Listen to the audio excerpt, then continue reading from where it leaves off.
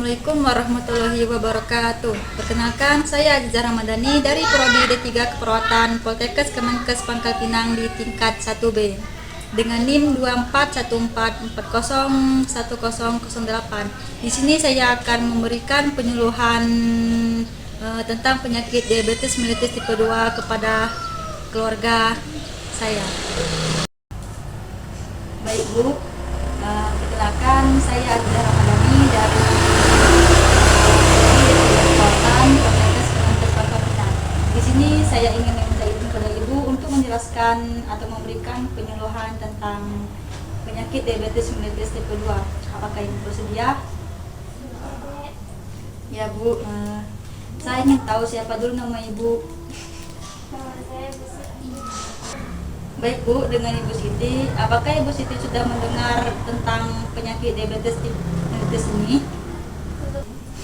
Nah Ibu, penyakit diabetes ini atau kerap disebut kencing manis itu adalah suatu kumpulan gejala yang timbul pada seseorang yang disebabkan karena adanya peningkatan kadar gula dalam darah atau biasa disebut hiperglikemi akibat kekurangan hormon insulin baik absolut maupun relatif. Di sini saya akan menjelaskan faktor resiko diabetes mellitus tipe 2 ya Bu. Yang pertama itu ada faktor usia. Nah, yang kedua ada faktor obesitas. Faktor obesitas ini disebabkan oleh kelebihan berat badan ya Bu. Jadi kemungkinan bisa berisiko terkena penyakit diabetes mellitus ini. Yang ketiga itu ada riwayat keluarga. Riwayat keluarga itu gen yang biasanya dari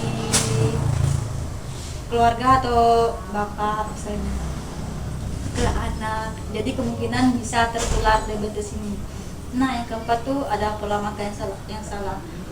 Biasanya kalau kita makan yang tidak ada gizinya itu akan memungkinkan kita terkena diabetes ini ya Bu.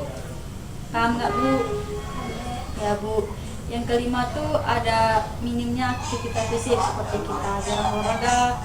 Sebaiknya kepada Ibu Siti harus sering olahraga ya Bu supaya jauh dari terkena penyakit ini. Nah Bu, ini ada beberapa tanda dan gejala penyakit ini.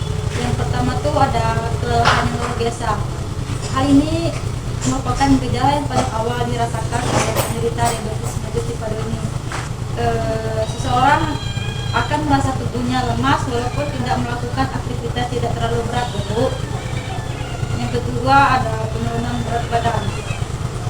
Kelebihan lemak di dalam tubuh akan menyebabkan resistensi tubuh terhadap insulin meningkat. Pada orang yang telah menderita diabetes ini, walaupun makan makanan secara berlebihan, tubuhnya tidak menjadi gemuk, justru kurus karena otot tidak mendapatkan cukup energi untuk tumbuh. Ketiga ada gangguan penglihatan. Gangguan ini kadar gula yang tinggi dalam darah akan menarik cairan dalam sel koroner Bu. Hal ini akan menyebabkan sel menjadi keriput. Keadaan ini juga dapat terjadi pada lensa mata sehingga lensa menjadi rusak dan penderita akan mengalami gangguan penglihatan. Gangguan penglihatan ini akan membaik bila diabetes mellitus berhasil ditangani dengan baik. Bila tidak ditangani dengan baik, penyakit ini akan semakin berbahaya ya Bu. Nah, yang keempat itu sering mengalami infeksi dan bila luka sulit sembuh. Keadaan ini dapat terjadi karena kuman tumbuh subur ya Bu akibat dari tingginya kadar gula dalam darah. Selain itu, jamur juga tumbuh pada darah yang tinggi kadar glukosanya. Bagi Ibu, itu saja yang bisa saya jelaskan tentang penyebab penyakit diabetes ini. Apa Ibu ingin bertanya? Ya Bu, kalau tidak saya izin mengakhiri Bu. Terima kasih atas kerjasamanya Bu. Baiklah, itu saja yang dapat saya berikan tentang penyuluhan penyakit diabetes mellitus tipe 2. Saya akhiri. Wassalamualaikum warahmatullahi wabarakatuh.